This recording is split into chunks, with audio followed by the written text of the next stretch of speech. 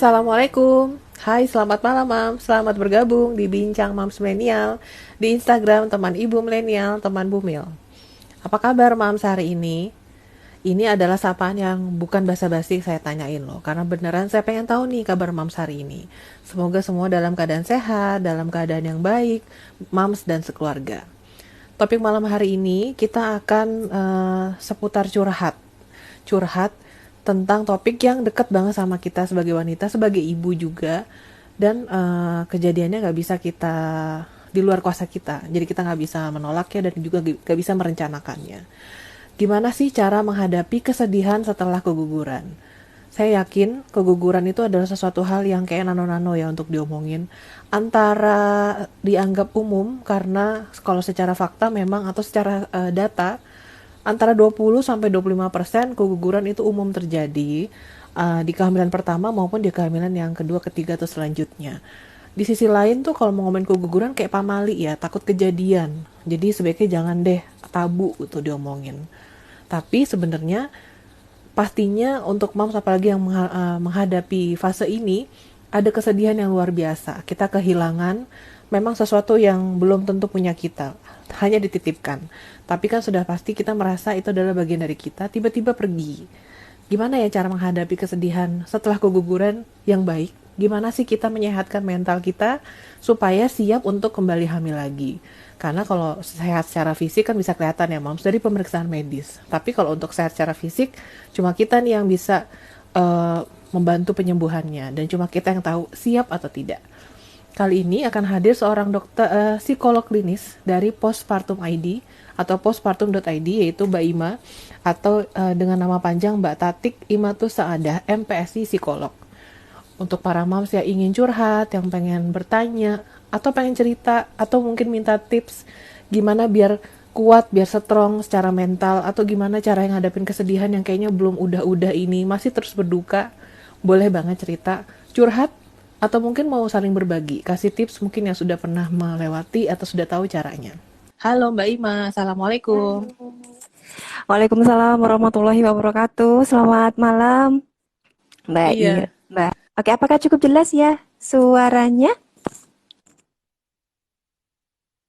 suaranya cukup jelas, tadi sempat Oke. terhenti sebentar, tapi mungkin harus dideketin nih Mbak mic-nya sama Oke, mulutnya. ini ya. Oke deh, nanti saya pegangin terus deh Iya, supaya jelas. Selamat malam iya, semuanya, rekan-rekan yang bergabung. iya. Terima Kita kasih. panggilnya Mams nih Mbak Ima. Mams, oke iya. Mohon maaf nih, ya. Iya. Oke, Mams. Iya, Mbak Ima, ini adalah Yap. pertemuan pertama saya juga nih dengan Mbak Ima dan pasti Mams juga baru Hmm, kenal dengan Mbak Ima. Jadi mm-mm, biar mm-mm. sayang kita kenalan dulu. Silakan memperkenalkan diri Oke, sekaligus mungkin memberikan penjelasan singkat seputar topik. Silakan Mbak Ima. ya. Baik. Selamat malam semuanya. Assalamualaikum warahmatullahi wabarakatuh. Saya akan memperkenalkan diri dulu ya. Salam kenal. Nama saya Tati Imadati Saadati, MPSI psikolog. Dan sehari-harinya saya bekerja sebagai dosen prodi psikologi Islam di IAIN Kediri. Selain itu juga saya berpraktek sebagai psikolog klinis di RSBL Kediri, kemudian juga psikolog klinis di Postpartum ID, dan kemudian juga psikolog klinis di EPC for Indonesia. Jadi praktek pribadi dan di kampus juga. Ya, kegiatannya sehari-hari seperti itu. Iya, berarti dekat Oke, banget sama masalah psikologis ya mm-mm. Mbak. Insya Allah. Iya, Mbak Ima, jadi sesuai dengan topik Yap, yang sudah tertulis di malam hari ini, kita akan membahas yap. sebenarnya sedih sih, cuman ini adalah topik yang harus dibicarakan dan dilepaskan atau Mm-mm. dikeluarin. Karena Mm-mm, supaya betul. tubuh kita sehat, mental kita juga sehat Mm-mm. nih. Gimana cara Mm-mm. menghadapi kesedihan setelah keguguran? Eh, Mm-mm.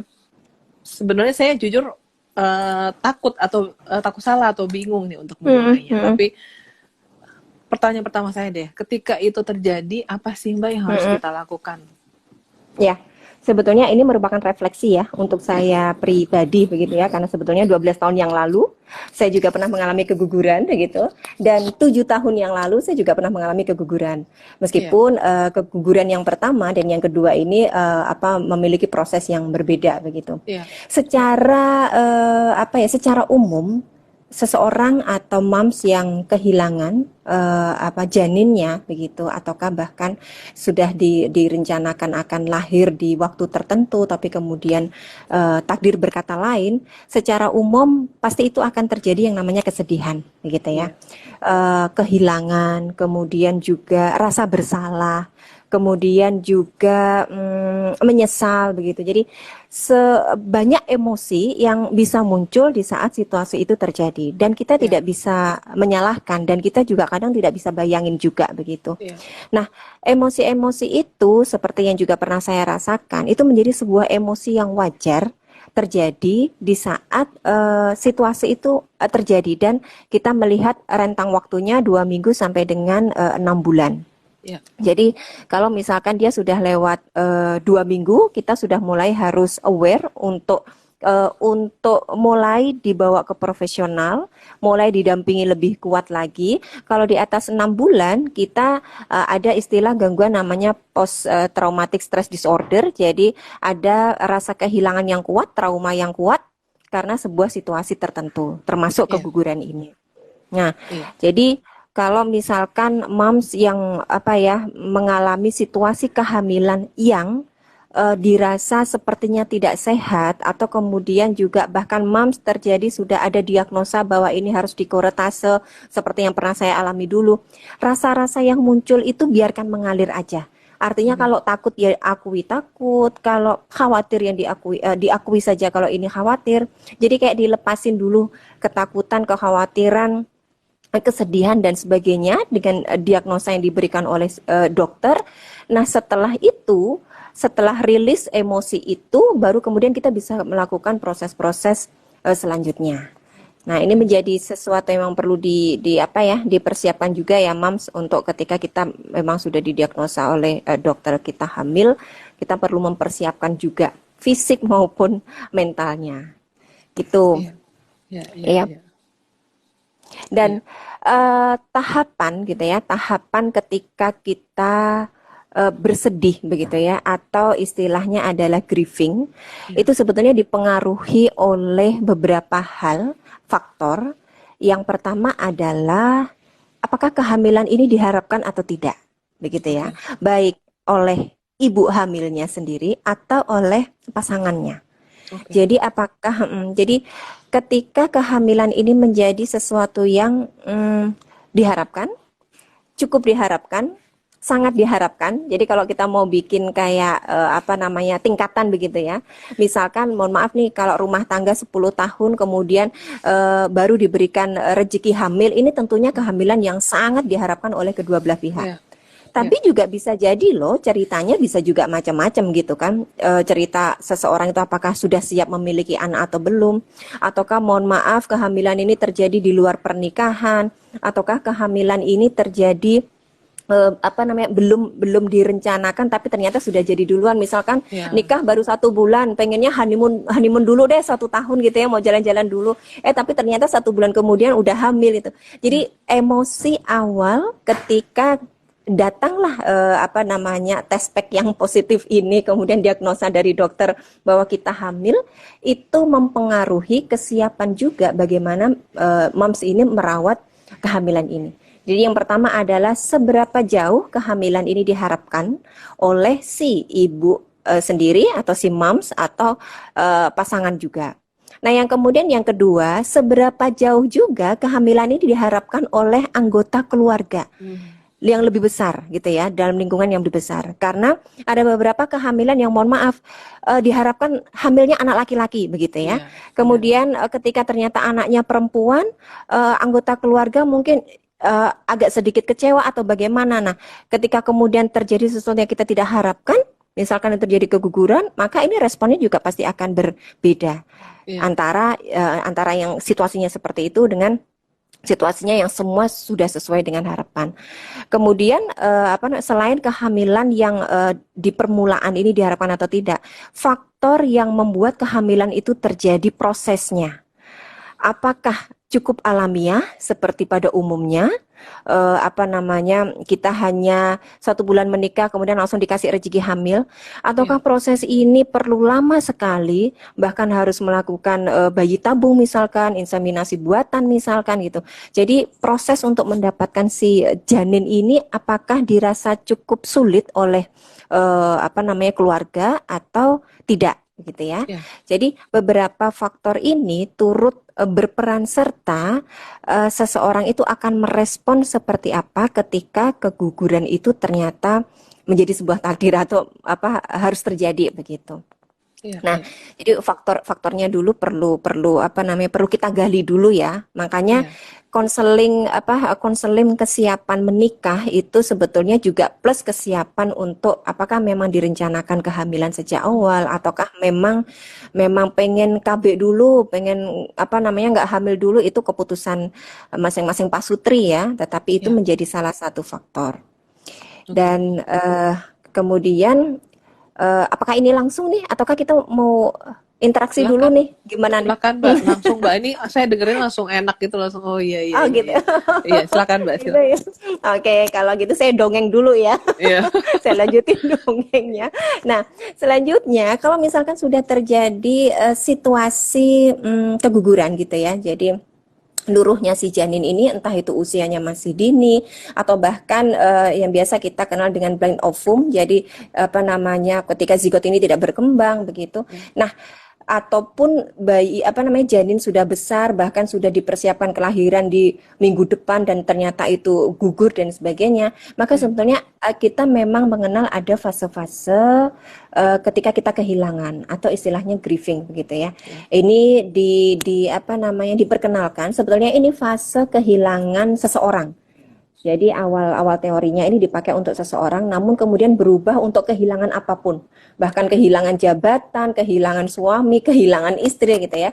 Kita Iya. ada 5 fase yang perlu kita pahami supaya pada saat kita sendiri ternyata apa namanya harus mendapatkan cobaan seperti itu, meskipun kita sangat tidak mengharapkan, Iya. ataupun kita sedang mendampingi gitu ya, mendampingi seseorang yang sedang pasca keguguran begitu, maka yang pertama adalah tahapannya denial, jadi Hmm. penolakan. Tahapan yang terjadi pada seseorang moms yang masih tahapan denial, ini adalah tahapan di mana seseorang moms ini kayak menolak bahwa kenapa kok ini Iya. terjadi begitu ya. Iya. Kenapa nggak orang lain? Kenapa saya gitu kan? Kenapa harus sekarang gitu? Kenapa apa namanya harusnya kehamilan kemarin aku yang nggak pengen tapi kok malah kehamilan ini yang Hmm. terjadi. Nah jadi kayak menolak bahwa diagnosanya adalah mungkin perlu digugurkan, perlu kuretase seperti yang saya alami 12 tahun yang lalu begitu ya. Jadi saya pengen karena saya menikahnya di usia 28 tahun, jadi Hmm. saya pikir saya nggak pengen nunggu lama-lama gitu ya. Iya. Dan setelah saya diberi, ternyata kemudian 3 bulan tidak bertahan janinnya. Jadi saya berpikir kayak kenapa sih aku udah seneng udah kayak Iya. apa namanya menolak gitu ya, menolak bahwa ini kayaknya nggak pas, ini kayaknya kok gini-gini amat begitu ya, kok nasibku gini-gini amat. Nah jadi kayak kayak begitu yang terjadi, ini adalah namanya tahapan penolakan. Nah di Iya. saat ini yang bisa kita lakukan itu hanya mendampingi aja, Iya. mendampingi dan tidak perlu mengatakan apapun selain perkataan misalkan aku ikut berduka, aku ikut prihatin, cukup sampai di situ. Oke. Tidak boleh ada kata-kata apa namanya seperti kayak ya udah nanti apa namanya bikin lagi gitu ya. Kadang-kadang Hmm. kita eh, kita datang pada teman-teman yang habis keguguran itu kita langsung bikin bercandaan. Kita perlu lihat dulu tingkatannya yang mana gitu ya. Oke. Kalau dia masih menolak, kita cukup datang, kita cukup pegang tangannya, kita cukup kasih sesuatu yang mungkin itu menenangkan, kita cukup kupasin buah atau apalah yang simpel-simpel, Iya. dan kita bisa katakan yang tadi, kita ikut berduga dan sebagainya. Nah, yang kedua setelah si tahapan denial itu adalah tahapan apa namanya marah begitu ya. Jadi sebetulnya ini tahapannya nggak harus urut ya, tetapi beberapa orang memang bisa juga urut. Yang pertama tadi kan denial, jadi kayak masih kaget, ini kayaknya Iya. enggak deh, ini enggak tapi kok iya gitu ya. Enggak tapi kok iya. Jadi kayak masih bingung dengan kaget dengan kejadian itu. Nah, yang kedua adalah marah. Marah ini bisa marah ke siapa aja. Marah terhadap keadaan, tiba-tiba benci suaminya, tiba-tiba benci mertuanya, tiba-tiba benci pada orang lain, tiba-tiba nggak bisa akur sama anak yang misalkan kita lagi hamil anak ketiga, anak pertama sama anak kedua kita bawaannya marah terus gitu kan. Jadi Iya. kayak semacam emosi yang terpendam, kemudian dia mengeluarkannya nggak tahu kemana, akhirnya meluber kemana-mana gitu kan. Oke. Jadi kayak menyalahkan apa namanya, menyalahkan diri sendiri juga, menyalahkan orang lain juga. Nah, itu yang tahapan yang kedua. Otomatis tetap di dalam masa moms yang lagi emosional seperti ini, kita tidak bisa memberikan kata-kata apapun Iya. selain hanya apa namanya, pendampingan nonverbal. Jadi nggak pakai kata-kata. Cukup Oke. diambilkan teh, atau bagi suami ya, cukup dipeluk aja, cukup dielus-elus ubun-ubunnya, cukup dikecup keningnya, atau cukup apa namanya, kepalanya mams ini didekap dan ditaruh di punggung suaminya. Kok di punggung apa sih ini namanya, di dada Pundak. suaminya gitu kan, Iya. di pundak suaminya dan di dada suaminya gitu kan. Jadi perilaku-perilaku nonverbal itu justru yang lebih kuat gitu ya, Iya. dirasa menenangkan, nggak pakai kata-kata. Kemudian tahap yang ketiga adalah tahap bargaining atau tawar-menawar. Istilahnya mereka sudah mulai bisa menerima bahwa ini sudah terjadi, nggak bisa lagi ditolak karena sudah terjadi. Kemudian marah-marahnya sudah, luapan emosinya udah kemana-mana, begitu. Bisa ke diri sendiri atau bisa ke orang lain. Yang ketiga barulah mulai otak bagian depannya itu baru mikir, seandainya aku periksa hamil lebih awal, misalkan gitu ya. Oke. Oke. Seandainya suamiku itu lebih perhatian sama aku. Jadi kalau yang tadi kan masih pakai sistem limbik nih, di otak kita itu ada sistem limbik, yaitu sistem emosi yang dia bertanggung jawab untuk emosi kita, mau marah, mau sedih, mau jengkel, mau apapun gitu, cinta juga. Nah, ketika masih pakai sistem limbik, maka sebetulnya otak bagian depan kita, prefrontal cortex, yang bertugas untuk memutuskan sesuatu, itu belum bisa bekerja kalau sistem limbiknya itu masih membuncah gitu. Oke. Jadi emosinya masih, makanya tadi tahapannya masih denial, masih marah. Waktu di tahapan bargaining itu dia sudah kayak mulai adem, tapi otak bagian depannya berpikir masih masih kayak irasional. Iya. Kenapa seandainya misalkan Coba aja andaikan, gitu ya. nah, coba aja gitu kan, coba Iya. aja aku USG sejak awal kan tahu kalau gini-gini. Nah, jadi kayak dia sudah mulai ada strategi berpikir ulang, tetapi masih apa namanya, kayak blending ya, masih menyalahkan gitu. Seandainya misalkan dan seperti itu. Nah, fase keempat adalah depresi. Depresi ini ada dua. Kita jangan bayangin depresi yang kemudian apa namanya, kayak sampai mau kebunuh diri gitu ya. Secara umum gangguan depresi memang ada yang ke sana. Tapi Iya. depresi yang di sini ini ada dua maksudnya. Yang satu adalah ketika banyak informasi yang didapatkan itu dia bisa mengurangi depresinya. Misalkan nih, habis kuretase begitu ya, kayak saya dulu habis kuretase karena saya nggak belajar banyak tentang kapan saya siap lagi untuk hamil. Saya pikir waktu itu berarti rahim saya nggak subur dong, berarti saya susah punya anak. Nah, itu terjadi juga pada saya loh dulu ya, pada saat itu, bahwa Iya. ternyata saya nggak belajar juga. Orang pasca kuretase itu kan dokter lebih paham ya, melihat kandungan kita, bagaimana kesehatan kandungan kita. Saya langsung irasional tinggi, berarti saya susah dong hamilnya. Hamil sekali aja saya gagal. Nah, kayak begitu itu, kalau dikasih pengetahuan, maka depresinya akan berkurang. Jadi kayak sesuatu yang kita sudah mengetahui sebab musababnya, ilmunya, itu jadi depresinya berkurang. Itu yang pertama. Jadi ada informasi, depresinya jadi berkurang. Yang kedua, jenis depresinya itu adalah meluapkan emosi. Nah, ini juga yang perlu khawatirkan. Di tahapan ini bisa tumpang tindih balik lagi ke tahapan denial. Jadi tiba-tiba mengurung diri di kamar, nggak mau disentuh suami, nggak mau sama anak-anak gitu ya. Sehingga di saat fase depresi ini, dia paham ini sudah terjadi, dia juga sudah menyalahkan diri, dia juga sudah berpikir seandainya tadi itu, dan dia sedang meluapkan semua yang tidak nyaman, tetapi dia sudah paham ini nggak bisa dirubah. Jadi Iya. kayak semacam butuh pelepasan emosi gitu ya di fase yang depresi. Nah, ketika di depresi ini sama, kata-kata juga tidak bisa dilakukan gitu ya. Jadi nggak boleh menenangkan karena memang belum bisa. Oke. Barulah di fase yang kelima ini namanya adalah fase acceptance. Jadi acceptance itu adalah fase penerimaan. Ketika 4 di atas itu sudah dikeluarkan emosinya, udah mendapatkan pengetahuan, udah lega gitu kan. Nah, dan ini tentunya membutuhkan waktu ya, sampai pada akhirnya oke, memang ini harus saya jalani, memang ini nggak bisa lagi mundur ke belakang, dan saya masih bisa ikhtiar. Barulah di fase ini kita yang mendampingi moms yang sedang keguguran baru masuk, begitu ya. Jadi masuknya itu tentunya tidak juga menggurui, tidak pakai kata-kata toksik begitu. Nanti kita jelasin ya kata-kata apa Ya, saja sih yang toksik gitu kan ya, untuk moms yang sedang keguguran. Jadi masuknya itu tetap titik poinnya adalah kita menawarkan apa yang bisa saya bantu untuk dirimu gitu ya. oke. Bukan sebuah nasihat, bukan sebuah menenangkan yang itu sebetulnya dia belum tenang. Misalkan kayak sabar, kamu kan bisa bikin Hmm. lagi, itu termasuk toksik ya. Jadi Iya, iya, kita iya. bisa mengatakan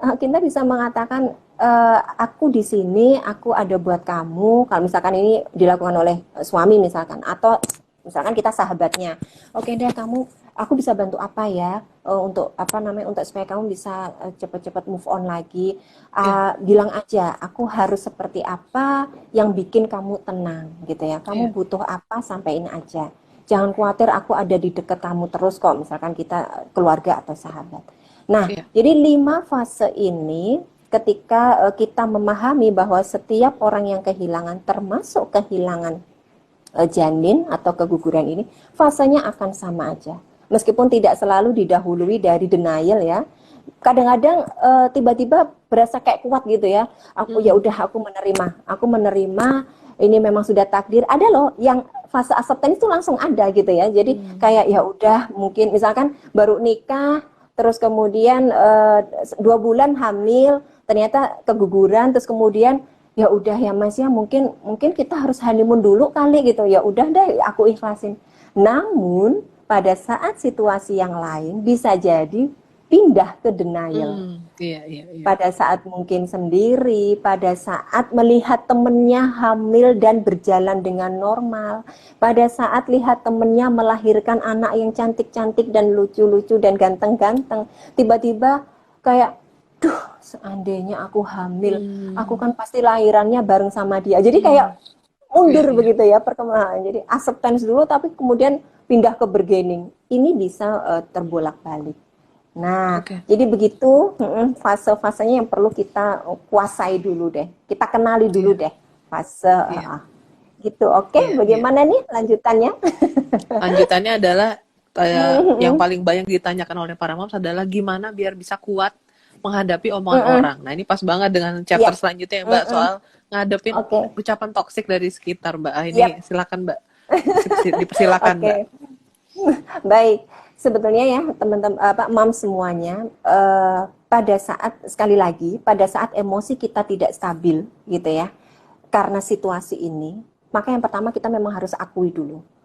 Akui bahwa atau kalau perlu kita bisa mengatakan, sebenarnya ini terapi paling utama adalah terapi tegas sebetulnya, terapi asertif. Ya. Kita mengatakan dengan I message sebetulnya. Jadi kita betul-betul mengatakan kalau misalkan sama suami ya, jangan sama suami deh, sama tetangga aja dah, sama tetangga yang misalkan mengatakan toksik. Kalau kita berani gitu ya, kalau kita bisa mengatakan tegas tanpa harus marah, tanpa harus depresi juga, kita bisa katakan saya nggak nyaman, saya sedih pada saat dirimu atau siapa itu mengatakan itu. Ini simple tapi ini butuh dilatih Iya, supaya iya. biasanya saya sebut gini, para Julidan dan Julidanwati gitu ya. Jadi para orang-orang yang julid begitu. Biasanya saya nyebutnya begitu, Netizen saya ya, Mbak kasih ya. netizen gitu kan. Saya sebutnya para Julidan dan Julidawati gitu kan. Biasanya mereka kalau misalkan sudah diberikan seperti itu tanpa harus marah-marah, tetapi dengan tegas mengatakan bahwa saya sedih, saya nelangsa, saya tidak nyaman, saya takut, saya khawatir ketika mendengar ucapan dari siapa begitu ya. Dan tolong jangan diucapkan lagi karena itu semakin membuat saya nelangsa. Itu pintu yang lebih baik atau sesuatu yang bisa dimulai lebih baik daripada kita tidak melakukan apapun tapi di belakang kita depresi atau kita istilah represi, belum sampai depresi. Represi itu kayak mendem aja, nggak pernah diucapin tapi masuk bawah sadar, kepikiran terus. Itu yang pertama ya, kita gunakan iMessage. Jadi kalau berani sampaikan bahwa saya nggak nyaman, saya nelangsa dan sebagainya. Yang kedua, yakinilah begitu ya, bahwa seseorang yang mengatakan toksik begitu ya, itu bisa ada beberapa faktor. Satu, yang pertama, ketidaktahuan mereka bahwa kata-katanya ini adalah toksik. Jadi kayak kita persis pola pikirnya seperti ketika kita mengasuh anak kecil, di mana anak kecil ini belum bisa menyampaikan emosi dengan baik dan akhirnya tantrum misalkan. Ketika kita belajar bahwa tantrum ini normal terjadi pada anak kecil karena mereka belum bisa menyampaikan emosinya. Seperti itulah titik kesabaran kita pada saat kita menganggap bahwa orang ini nggak pernah ngerti ilmu tentang toksik begitu ya. Nah, satu, itu membuat kita setidaknya turun emosi kita dari yang jengkel, yang marah dan sebagainya. Kita memahami bahwa oh dia nggak ngerti bahwa itu kata-kata toksik, gitu kan. Kalau berani diskusikan, karena memang banyak loh yang nggak ngerti gitu ya, bahwa ketika mams keguguran kemudian ada orang lain ngomong itu bukan seenaknya. Bisa jadi maksud mereka baik, cuma nggak ngerti. Gitu. Inilah fungsi kita edukasi begitu kan. Itu satu. Yang kedua, bila mana kita mengetahui bahwa mereka adalah orang yang, mohon maaf, misalkan berpendidikan, mereka juga tahu ilmu parenting, artinya memang kayaknya niatnya emang julid begitu ya, atau emang nyinyir gitu ya. Nah, ketahuilah sejatinya orang-orang gitu ya, ini jadi rahasia yang harus saya ucapkan ya. Sejatinya orang-orang yang nyinyir itu adalah rapuh di dalam jiwanya. Gitu ya. Jadi sebetulnya orang-orang yang nyinyir itu sebetulnya mereka itu butuh pengakuan yang besar, atau harus saya katakan di dalam jiwanya yang paling dalam itu rapuh. Jadi kayak dia itu nggak tahu harus pakai cara apa selain nyinyir untuk mendapatkan perhatian. Dan ketika kita mengetahui rahasia itu, kita bisa mengatakan bahwa saya lebih kuat daripada dia. Karena dia rapuh. Dia nggak berhasil mencari kata-kata yang baik gitu kan. Dia nggak berhasil, terlepas dia apakah orang berpendidikan kah atau apapun gitu ya. Tapi ketahuilah, berprinsiplah bahwa sekali orang nyinyir berarti ada yang tidak beres dengan jiwanya. Gitu aja deh ya. Pemahamannya. Sehingga bersyukurlah bahwa bukan saya yang mengucapkan itu dan saya harus pakai ilmu cuek. Ya, kita kan ada ya ilmu cuek ya. Jadi biarin aja gitu kan. Bahkan lagunya sekarang juga lagi booming gitu kan. Lu ngomongin gue bodoh amat begitu kan. Nah, jadi kayak begitu kita memang perlu ilmu seperti itu untuk menghadapi orang-orang yang nyinyir tadi begitu ya. Kemudian yang ketiga begitu, kita boleh meriliskan emosi kita dengan objek tertentu atau orang atau teman atau sahabat untuk menyampaikan apa yang tidak nyaman di diri kita. Jadi misalkan kita habis dinyinyiri tetangga begitu ya. Yuk, karena memang bercerita itu menjadi salah satu proses pemulihan jiwa juga gitu ya. Maka silahkan mau bercerita ke sahabat, bercerita ke suami, bercerita ke teman, atau kalau sangat membutuhkan silahkan datang ke profesional ahli. Boleh konselor, boleh psikolog, boleh psikiater, atau mungkin ustadzah atau siapapun yang dirasa bisa menenangkan.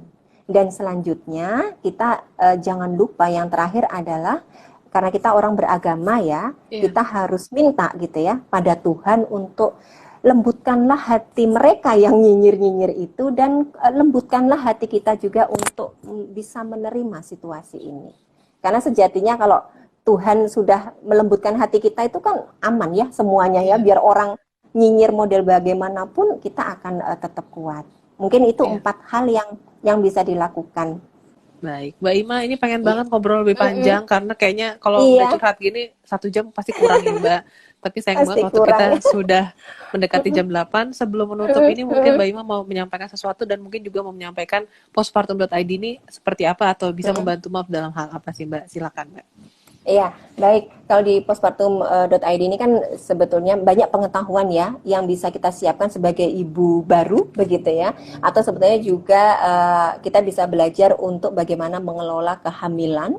Termasuk juga saya menjadi salah satu bagian di sana untuk bagi moms yang ingin konseling Ya, dengan psikolog. Kayak kita ada 2 begitu, dan saya sendiri memiliki jadwal Selasa di jam 2 sampai jam 4. Jadi bisa bikin janjian itu kalau memang sangat diperlukan. Di postpartum ya, ID ini juga kita banyak kasih informasi tentang kesehatan ibu, kesehatan anak, termasuk juga kesehatan psikis dan kesehatan psikologis, bagaimana mengelola pikiran dan sebagainya. Jadi iya, follow aja, nanti di situ akan banyak edukasinya. Dan iya, mungkin sedikit saya sisipkan ya sebelum kita mengakhiri silaturahmi kita nih, Mams. Jadi kalau misalkan kita melakukan preventif ya, preventif itu artinya mempersiapkan mental begitu pada saat kita sudah tahu apa namanya ada 2 garis biru yang kita tunggu di tespek itu. Sejatinya kita boleh bahagia, itu memang harus, kita juga boleh bersyukur, tetapi moms perlu membaca banyak pengetahuan begitu di seputar kehamilan supaya tidak memiliki ekspektasi yang sangat luar biasa melebihi ekspektasi secara rasional. Jadi maksud saya begini, kehamilan yang dicek dengan tespek, sekalipun itu 2 garis biru, itu satu step membuat kita bahagia. Namun masih ada step yang lain. Bahwa kita belum nampak janinnya karena masih 2 garis biru itu, karena itu kan dari hormon ya iya, terketahui progesteronnya tinggi gitu kan, sehingga kemudian berarti tempat kandungan kita itu siap gitu menerima janin, tapi kita belum betul-betul tahu apakah ada janin atau tidak.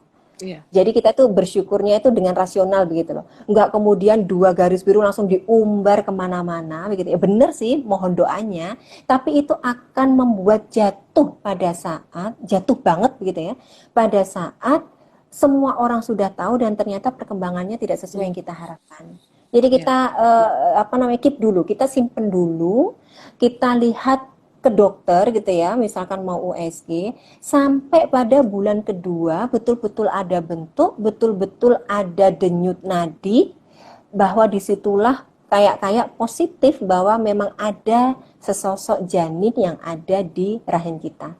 iya, Jadi betul-betul karena kalau misalkan sudah kayak positif, oh ya ini ada bayinya. Karena banyak cerita kan ada yang blind ovum yang misalkan kayak saya, kalau misalkan saya udah umbar kemana-mana, ternyata ini saya takutnya jatuhnya lebih ini. Jadi iya, untuk moms mungkin di bulan kedua ya benar-benar memastikan begitu iya, apakah ini betul-betul ada kehamilan atau tidak, sehat atau tidak. Kemudian yang kedua kita perlu sambil menunggu kepastian nih gitu ya, menunggu kepastian di bulan kedua itu dengan USG tentunya, kita bisa memperbanyak informasi pengetahuan mhm, dan bacaan-bacaan yang positif, iya, bacaan-bacaan yang humoris, bukan bacaan-bacaan yang sedih, novel-novel yang hindari semua produk-produk kesedihan gitu iya, ya. iya, Karena itu mempengaruhi apa namanya hormon kita, sedangkan hormon kita ini lagi berjuang keras juga iya, untuk kesehatan si kandungan ini. iya, Yang ketiga, mumpung si anak belum lahir, banyak-banyak pengetahuan dari awal untuk bagaimana mengasuh anak, mempersiapkan sebagai ibu baru, dan juga diskusi yang apa namanya erat dengan suami. Jangan malu untuk mengakui apa yang sedang terjadi, rasa tidak nyaman dan sebagainya, supaya apa maunya suami dan apa maunya kita itu bisa klik gitu di awal-awal kehamilan. Selamat mencoba ya, Mams. Semoga apa namanya situasinya lebih menenangkan. Semoga juga bisa memulai ikhtiar dengan hati yang lebih lapang. Amin, Begitu. amin. Amin. Ya, terima kasih Mbak Ima. Semoga apa yang sudah Sama-sama. disampaikan Mbak Ima dan apa yang sudah kita bahas malam hari ini Mm-mm. memberikan manfaat dan hikmah untuk kita semua kalau Amin. Ya kita Rabbal adalah Alamin. manusia yang kuat, diberikan ujian supaya lebih kuat Mm-mm. lagi. Terima kasih sekali Amin, lagi amin. untuk Mbak Ima dan terima kasih Sama-sama. untuk Terima kasih, Mams Mams. yang Mm-mm. sudah bergabung pada malam hari ini. Kita ketemu lagi ya. Assalamualaikum, selamat malam. Terima kasih Mbak Ima. Selamat malam.